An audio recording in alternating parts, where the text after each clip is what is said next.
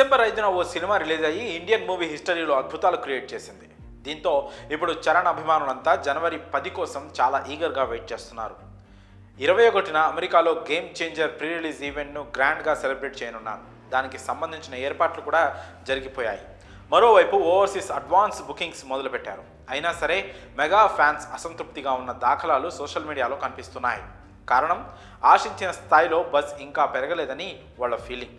వచ్చిన 3 పాటల్లో 2 chart busters అయినప్పటికీ మరీ రంగస్థలం త్రిబులార్ రేంజ్లో వెళ్ళలేదనేది ఒక వెర్షన్. పుష్ప 2 ది రూల్ తర్వాత వస్తున్న పాన్ ఇండియా మూవీ గేమ్ చేంజరే.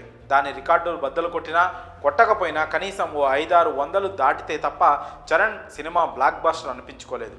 ఇది జరగాలంటే భారీ ఓపెనింగ్స్ కళ్ళ చూడాలి. అంటే ఎక్కడ చూసినా దీని టాపిక్కే మాట్లాడుకునేలా చేయాలి. పబ్లిసిటీ హోరెత్తిపోవాలి. వెంకటేష్ సంక్రాంతికి వస్తున్నాంలో గోదావరి గట్టు మీద పాట, రావిపూడి చేస్తున్న స్పూప్స్ ప్రమోషన్లు త్వరగా ఆడియన్స్కి రీచ్ అవుతున్నాయి. కానీ గేమ్ చేంజర్ నుంచి మాత్రం ఇలాంటివి ఇంకా రాలేదు. గేమ్ చేంజర్ నుంచి సాలిడ్గా వచ్చింది టీజర్ మాత్రమే. అది కూడా కొంత హడావిడిగా అనిపించిందని అక్కడక్కడ టాక్ నడిచింది. ఇక యుఎస్ బుకింగ్స్ కూడా ఏమో వేగంగా లేవు. ఇంకా చాలా స్క్రీన్లు జోడించాల్సి ఉంది. ప్రీమియం థియేటర్ల కోసం ఎన్ఆర్ఐ ఫ్యాన్స్ ఎదురు చూస్తున్నారు. ప్రస్తుతానికి నెంబర్లు పర్వాలేదు, కానీ ఆహా ఓహో అనిపించే స్థాయిలో అయితే లేవు. ఇంకా చాలా పెరగాలి. 21 విడుదల కాబోతున్న డోప్ సాంగ్ గురించి తమను రేంజ్లో ఊరిస్తున్నాడు.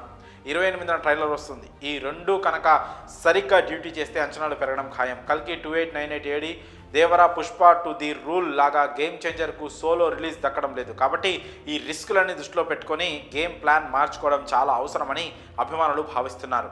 ఇక మేకర్స్ ఎలాంటి ప్లాన్స్ చేస్తారో చూడాలి. మరి ఈ విషయంలో మీ అభిప్రాయాలను కామెంట్స్ రూపంలో తెలియజేయండి.